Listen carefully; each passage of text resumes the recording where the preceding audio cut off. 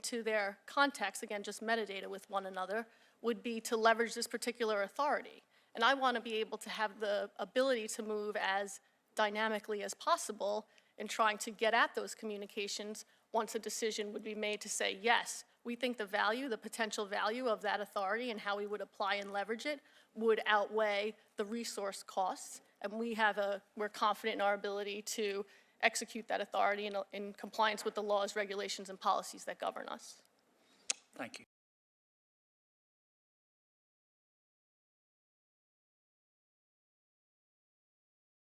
Using the hashtag AskWHO. We will also have an audio file from this press briefing later in the day and transcript as well. You have all received the media advisory that we sent 20 minutes ago.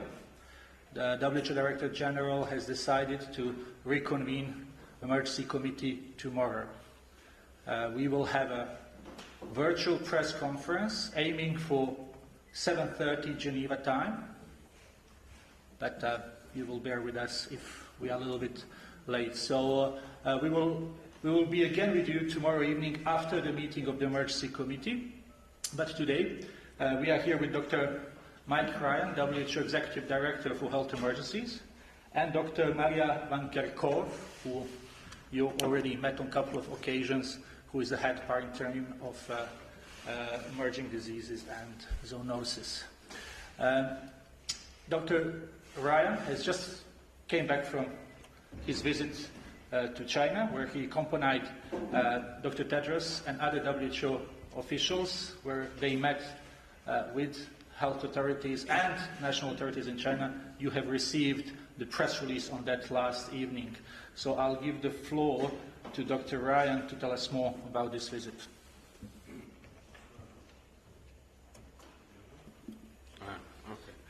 Okay. Good afternoon, everyone, and thank you, Tarek. Yes, Dr. Tedros and myself and the chef de cabinet returned to Geneva today at 1:30 p.m. So this is our first opportunity to brief you on that. As you will have seen, the Director General, Dr. Tedros, has just announced that he will reconvene the International Health Regulations Emergency Committee on the new novel coronavirus 2019 nCoV tomorrow to advise him on whether the current outbreak constitutes a public health emergency of international concern. His decision to reconvene the committee is based mainly on the evidence of increasing numbers of cases, on evidence for human-to-human transmission that has occurred outside of China. These developments in terms of the evolution of the outbreak and the further development of transmission is of great concern and has spurred countries into action. And we're very grateful for that action, especially in China. What we know at this stage, this is still obviously a very active outbreak, and information is being updated and changing by the hour. It is clearly still centred in China, with the overwhelming majority of cases still being reported from China. However, there are 71 cases reported in 15 other countries.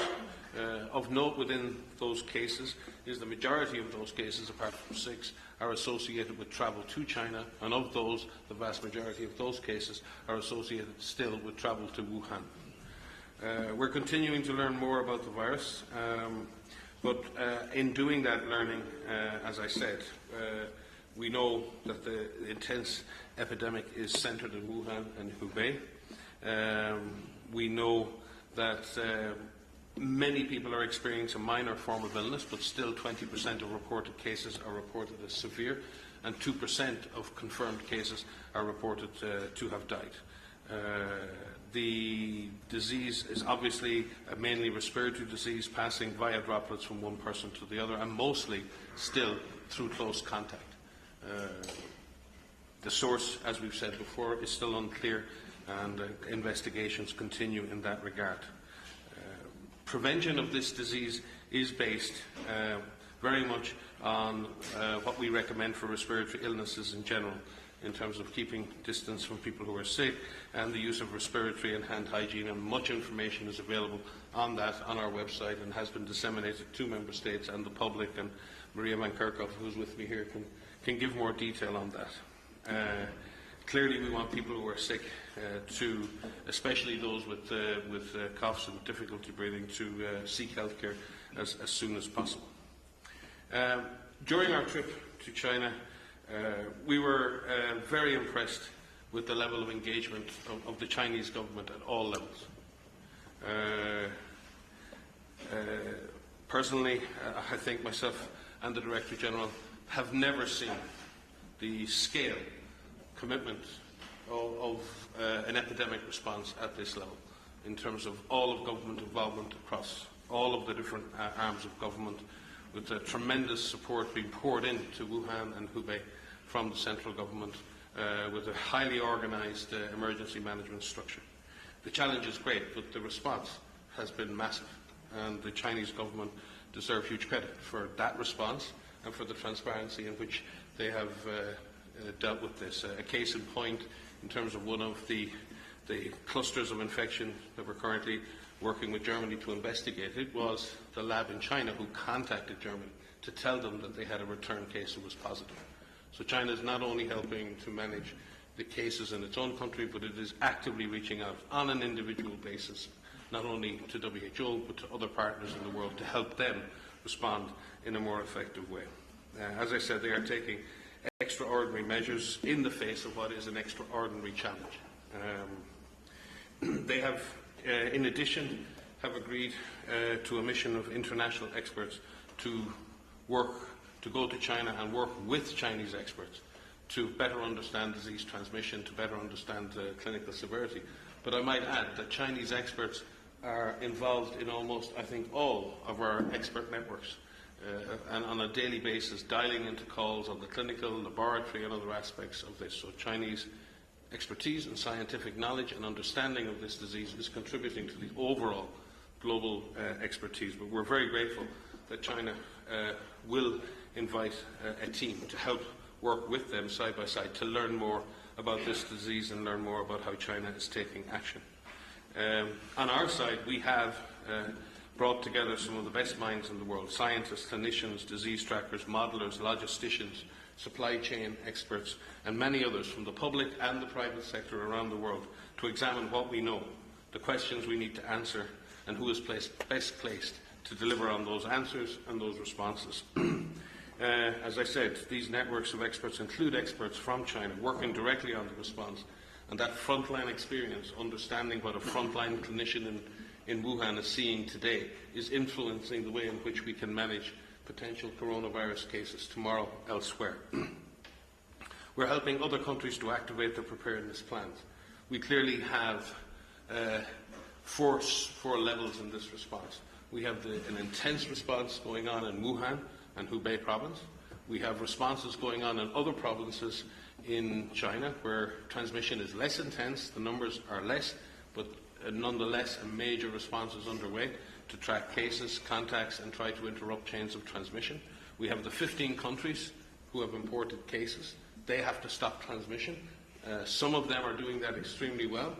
All of them are actually taking good action, but some need some help and assistance with lab and other expertise, and we're doing that from WHO. But the whole world needs to be on alert now. The whole world needs to take action and be ready for any cases that come, either from the original epicenter or from other epicenters that become established.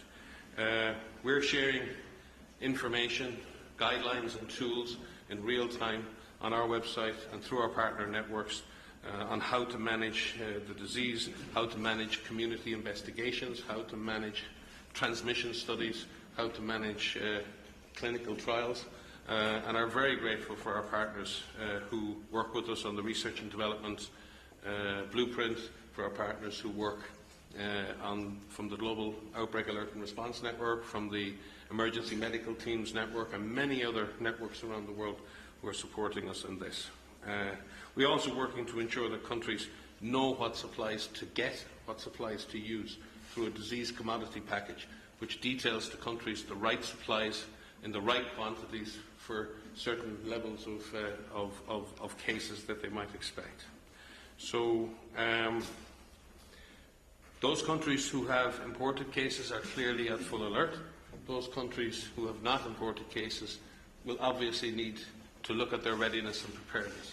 For some countries, this is a very straightforward task. For other countries who are fragile and potentially vulnerable, who already have weaknesses in their public health system, this is a challenge. So WHO is working with those countries to ensure that they have the basic capacity to do diagnostics, case detection, isolation, quarantine and follow-up. I believe that the world is pulling together to respond to this outbreak. We are at an important juncture in this event. We, as WHO, believe that these chains of transmission can still be interrupted. This disease is still spreading from person to person through personal contact between individuals and through proper management of hygiene, proper management of case identification, isolation and social distancing. Like in previous outbreaks of coronavirus, we may be able to, working with the government in China and other governments, stop those transmission chains. We must make that, we must commit to doing that together, and I believe the Emergency Committee tomorrow will consider the merits of declaring a global public health emergency and the merits of any temporary recommendations that could be made so that all Member States behave and act in a coordinated and measured fashion in response to this evolving event. Thank you. Thank you very much, Dr. Ryan. So we will start with questions. We will take a few questions from the room, and then we will also take a few questions from journalists who are watching us on our Twitter account. Let me start here, and please introduce yourself. Yes.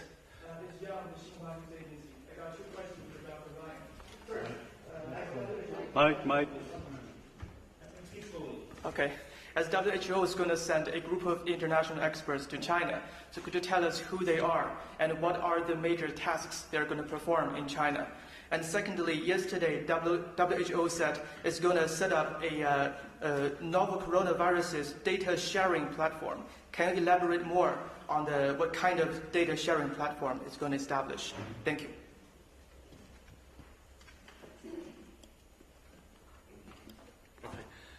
I'll pass to Maria on the data sharing platform. There is much data that we need Member States to share with us, and we would like to have that data in the most organised and standardised format that we can. So I'll ask Maria to speak to that. With regards to the expert team that will go, that team is still being pulled together. But let me stress, China is doing the right things, and China is responding in a massive way. This team is, in that sense, if you would imagine, this team is not going to help China or assist China. It's to work in collaboration with Chinese experts to come to a better common understanding of these issues and ensure that the lessons being learned, the science that's been applied, and the evidence that's being gathered is shared with the world. So I think it's very important to understand this mission as not an initiation of a response. The response is fully underway in China.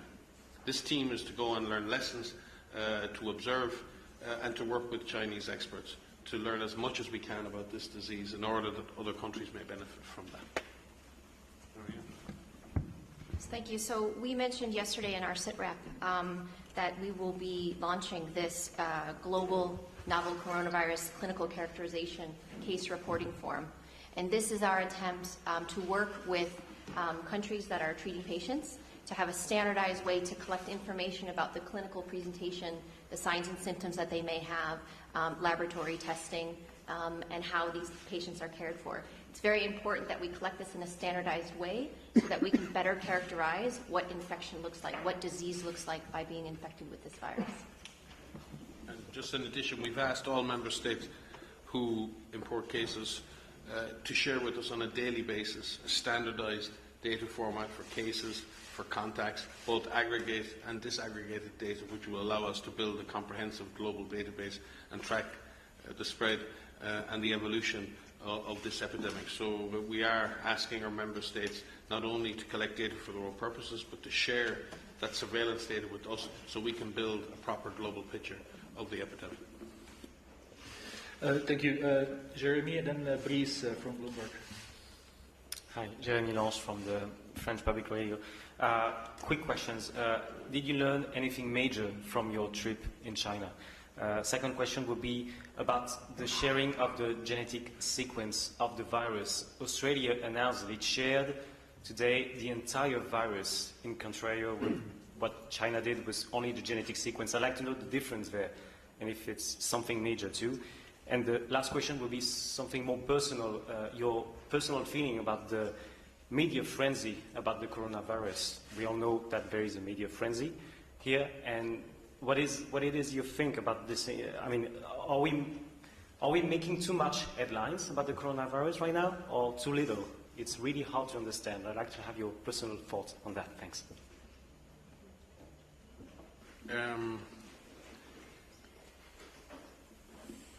I'll take the genetic sequencing one first in the virus, and then the more existential ones after that. Remember in this that China and Chinese scientists probably the most rapid characterization of a novel pathogen in history, and that was shared immediately. Multiple sequences were shared immediately on global platforms, and that is what has allowed a lot of the diagnostics to be developed. The difference and the advance in sharing the virus is that the virus itself allows you to grow the virus. You're able to test in vitro drugs against the virus. You're able to do all kinds of other things when you have the virus. China has isolated that virus, and China is not against. And China is now currently working with partners to see how it can share the virus. There's no obstacle to that from the Chinese perspective. We're already working with Chinese colleagues, and I had direct discussions with the DG and ministers in China on that yesterday. There's no resistance to that happening. We do, though, commend our colleagues, particularly in Australia, in the institute there, the Darling Institute, who are a WHO collaborating centre, by the way, one of our global partners, who've rapidly been able to do that. But other partners have done as well, and Maria may wish to speak to that collaboration around virus isolation and sharing. With regard to what we learned on the trip, I mean, it was obviously a very short mission, but what I took away from that mission was the absolute relentless and focused determination of the government of China to put the health of people in China ahead of anything else at this point, and to take what are significant economic and other hits in order to put the health of people first. And certainly the levels of meetings and the number of meetings and the attendance at those meetings was unprecedented in my memory in terms of a government's commitment to do that. So I don't know if that's a good enough answer. We didn't see all sorts of new data, we didn't see all sorts of new evidence, but what we really got a sense of was that commitment and a laser focus on this being the absolute top priority. With that in mind, we have a chance. Because when a government is that committed, when a government is that willing to be transparent, then we do have a chance. So we have a job to do in China, to support China in doing that. We have a job to do in supporting countries that already have imported cases. And we still have an opportunity to stop this virus. And it may evolve, but we have to, and we had the same issues, and unfortunately, my memories go back to SARS, and we had very many of the same questions during the early days of SARS. Can this be controlled? Which way is it spreading? And at the time, I said, we have to base our actions on imperfect evidence. There will never be enough information to make a perfect decision, but if we don't make decisions and act, therefore we don't take any opportunity. So this is really where science, public health and policy meet. Can we gather enough evidence and make good evidence-based decisions that are rational? And can we use that evidence to drive a public health strategy that can stop the disease with the minimum impact on society, the minimum impact on economy? And can we balance those two things? because we have to, and this is coming to your question on the media issues around the world. Of course people are concerned.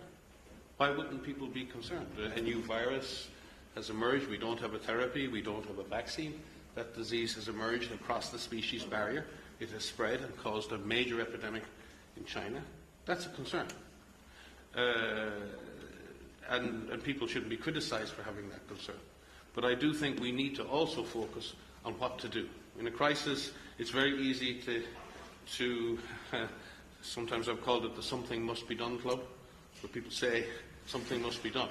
Well, unfortunately, we don't have the opportunity to say something should be done. We must decide what needs to be done, and we must get on and do it. And can we find a way to make that happen? And we need partners in the media to work with us in that. Effective risk communication is the most powerful tool we have at our disposal right now in the absence of vaccine, in the absence of drugs. And our colleagues in the media are a channel to populations. You also are there to keep us accountable, and that's a very important part of your job. But you also communicate with vulnerable people who can protect themselves. How you choose to communicate risk is very important. So it's a challenge to you as well as to us. How do we do that together? How do we share rational information on the risk, rational information on how to manage that risk, while also holding authorities and institutions to account for doing that properly? And there are no answers to that, and maybe I'm giving you a very philosophical answer, but I've been around this track so many times that is essentially the balance we have to find between the communications and media community and ourselves. And maybe Maria can add on the sequencing, because it is important to understand the extra advantages that virus sharing gives you over sequence sharing.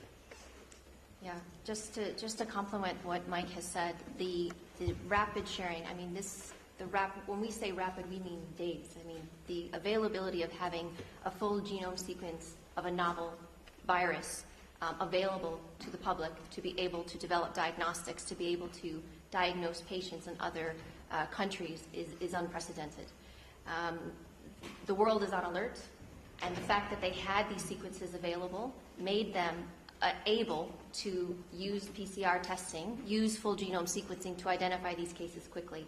So this is why we are seeing cases, why the evolution of this is so quick, and this is a positive. And just to say, with regards to the virus sharing, it is essential that viruses are shared so that the further development of diagnostics and serologic assays, so that the further development of therapeutics and vaccines can continue. Thank you very much, Maria. Just to let you know that WHO Director General Dr. Tedros is joining us shortly. So if you have some questions for him, just wait for that. Brice from Bloomberg, and then Stephanie, and then we will go to a couple of questions from journalists watching us on WHO Twitter account. Brice, please. Thank you for your comments. I just wanted to follow up on the transparency question. Can you provide some clarity as to why information about the disease was suppressed around the time of this month's legislative meetings in Hubei province? And as follow-up, do you believe this has had an effect on China's response to the growing epidemic? Thank you.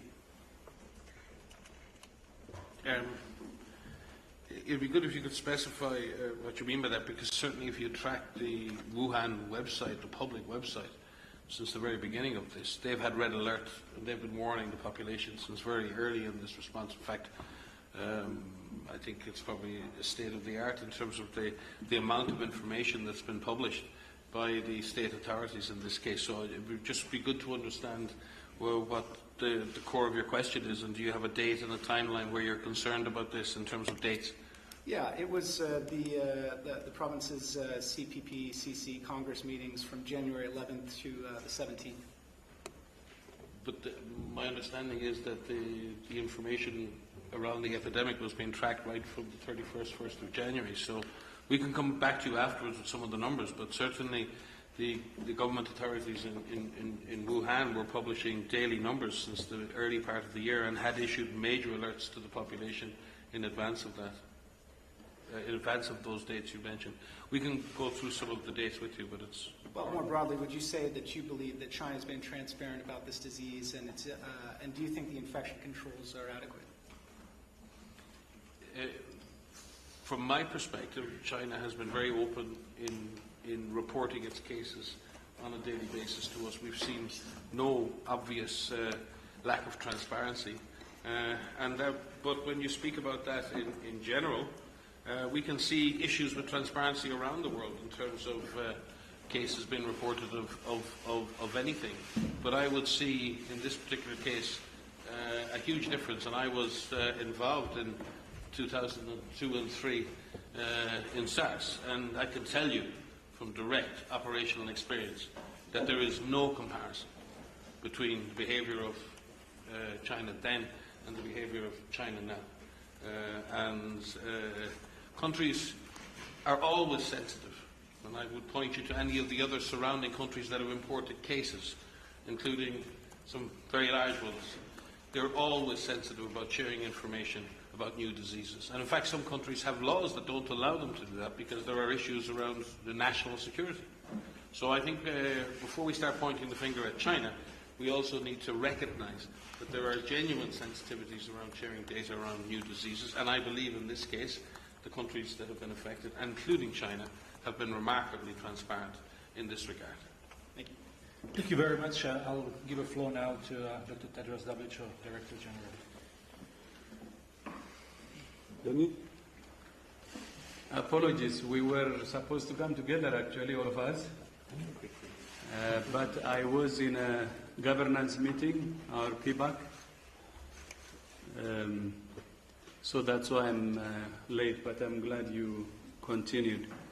So some of the things I say could be a repeat because I didn't know what Mike said or what Maria said. And I hope you will bear with me. As you know, we have just returned from China, and yesterday we had the opportunity to meet with President Xi Jinping, Minister of Health Ma Xiaowei, and Minister of Foreign Affairs Wang Yi. Prior to my visit, I was in almost daily contact with Minister Ma to discuss the response to the outbreak and how WHO can support. Because we need to focus on the epicenter of the outbreak. Managing the outbreak at the epicenter helps us from the outbreak spreading to the rest of the world. And during my visit, we had a series of very candid discussions based on mutual understanding. Our discussions focused on continued collaboration on containment measures in Wuhan, public health measures in other cities and provinces, conducting further studies on the severity and transmissibility of the virus, and sharing data and biological material. I was very encouraged and impressed by the President's detailed knowledge of the outbreak and his personal involvement in the response. This was for me a very rare leadership. In his words, the measures they have taken are good not only for China, but for the rest of the world. Premier Li has also been on the ground in Wuhan to understand the outbreak and direct the response. China's efforts to contain the outbreak at the epicenter have been essential for preventing the further spread of the virus. China identified the pathogen in record time and shared it immediately, which led to the rapid development of diagnostic tools. They are completely committed to transparency, both internally and externally, and they have agreed to work with other countries who need their support. For example, the cases in Germany reported yesterday originated with a Chinese woman who traveled from Shanghai to Germany for professional purposes. She was asymptomatic on arrival, but became ill shortly before taking her return flight to China. After her return to China, she was tested and found to be positive, as were her parents, who had visited her from Wuhan prior to her departure. Chinese authorities immediately notified their counterparts in Germany, who were able to take prompt action. This example is a good illustration of how China is engaging with WHO and other countries based on the principles of solidarity and cooperation to address a global health emergency. President Xi and I agreed that WHO will lead a team of international experts to visit China as soon as possible to work with the government on increasing the understanding of the outbreak to guide global response efforts. In total, as you know, there are now 6,065 confirmed cases, including 5,997 in China, representing almost 99% of all cases worldwide. 132 people have lost their lives to this outbreak, all of them in China. Our thoughts are with their families. But outside China, there are only 68 confirmed cases in 15 countries, which is 1% of total, and no deaths. The vast majority of cases outside China have a travel history to China or contact with someone with a travel history to China. There are signs of a few cases of human-to-human transmission outside China in 3 countries, which we are monitoring very closely. The fact that to date we have only seen 68 cases outside China and no deaths is due in no small part to the extraordinary steps the government has taken to prevent the export of cases. For that, China deserves our gratitude and respect, and they're doing that at the expense of their economy and other factors. WHO is monitoring this outbreak every moment of every day. We share the concern of many people who are worried for their own health and that of their friends and family. The emergence of any new pathogen with the potential to cause severe illness and death is of grave concern and must be taken with utmost seriousness. This is exactly what we're doing. Now more than ever is the time for being guided by the science and making rational evidence-based decisions. We're working closely with public health authorities in each of the affected countries to track the spread and virulence of the virus, and we're providing guidance on countermeasures to protect public health. The continued increase in cases and the evidence of human-to-human transmission outside China are, of course, both deeply concerning, although the numbers outside China are still relatively small. They hold the potential for a much larger outbreak. I have, therefore, decided to reconvene the International Health Regulations Emergency Committee on Novel Coronavirus 2019 to advise me on whether the outbreak represents a public health emergency of international concern, and to seek their recommendations on how best to protect people all over the world, while recognizing what China is doing. Very serious measures, and we can't ask for more. We understand the vital importance of keeping member states fully briefed to ensure the recommendations of the committee are implemented consistently. We are therefore also proposing tomorrow briefings to member states. So thank you so much again for bearing with me, and apologies for joining you late. Thank you. Thank you very much, Director General. So we are getting lots of questions online. Some of them have been already answered, so we will try to take some of those a little bit later, those that have not been touched upon yet. But now we continue from the room. First Stephanie, then Nina, and then John, and then we will go online. Yes, thank you. Good timing, the Director General. Perhaps this is best for you if you have your earphone, maybe.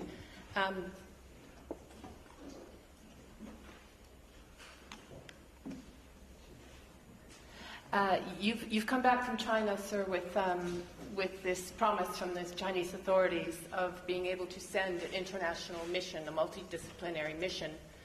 You said again today the same language that you hope to send as soon as possible, and you're working on it. Can you tell us a little bit more about what sort of skills you're looking for, how large it might be, what guarantees you've had from the government as to access, and very specifically, the U.S. Health Secretary Azar has voiced some concerns that wanting to get U.S. experts on the ground in China.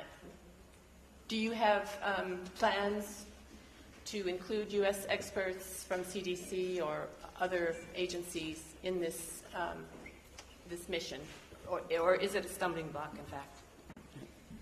No, thank you. By the way, as we speak, we have already some colleagues from WHO on the ground, and we already have our director, Sylvie Brown, who stayed behind, who were part of our mission.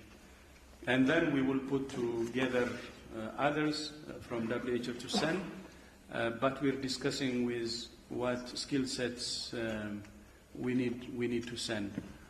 On involving other countries, the best would be a bilateral arrangement, and that's what we recommend, because the WHO experts will be those who will work for WHO or who we may identify that can work as independent experts if we lack expertise in WHO. But with countries, it should be a bilateral, and that's what we expect. Thank you very much, Nina, then John, and then we will take a few questions from, and then hopefully we will come back to you, Gabriela. Nina, please. Nina Larson, AFP. I was wondering, there are now quite large-scale evacuations from China. If you could say how good idea you think it is that countries are evacuating their citizens and the potential of further spread through that. Also the isolation that some countries are doing. And also, I was wondering on, it seems that you were saying 2% deaths so far. It sounds a lot less serious than perhaps than a regular flu. Could you just say something about that, and also about inclusion of Taiwan in the emergency meetings? They're complaining that they're being excluded, and doesn't that leave the possibility that there will be a blind spot that the virus could spread in Taiwan without if they're not included in the discussions? That's many questions. Yeah, so we'll take them from the bottom up in terms of experts from China, Taiwan, or Taipei municipality. We have Taiwanese experts involved in all of our consultations, the clinical networks, lab networks, and others. So they're fully engaged and fully aware of all of the developments in the next project. And Maria can speak to that. And Maria can speak to you in terms of the death. 2% case fatality is still a tough case fatality when you compare it to the case fatality for seasonal flu or other things. It's the interaction between the attack rate or the transmissibility of the virus and the severity that give you the outcome. A relatively mild virus can cause a lot of damage if a lot of people get it. And this is the issue at the moment. We don't fully understand either of those parameters well enough to be able to make accurate predictions. There are many models and scenarios, but until we better understand that, and that's maybe coming back to what Dr. Tedros said about having further collaboration with Chinese authorities and having teams on the ground to work with them to better understand it. But Maria may wish to speak to the CFR specifically and maybe more to the Taiwanese experts that we have. Yeah, what I can add to that is what we can say to date is how many people have died out of those that have been reported to us. And I think it's very early to make any conclusive statements about what the overall mortality rate will be. This number may change. Surveillance is increasing within China, but also globally. And so when you look at how many people have died, you need to look at how many people were infected. And that right now, we don't know that number. So it's early to put a percentage on that. So what we want to focus on is how many have died from how many have been reported. We have engaged all countries that have cases to be involved in our expert networks globally, in addition to experts from around the world who work on flu, who've worked on SARS, who've worked on MERS. So it's very important. What's important about this is that we not only have expertise on the call, but we have people who have direct involvement with patients, so that they are sharing their information, who have direct involvement with the virus in the lab, so that they are contributing to a conversation and best informing our technical guidance that is evolving as this outbreak evolves.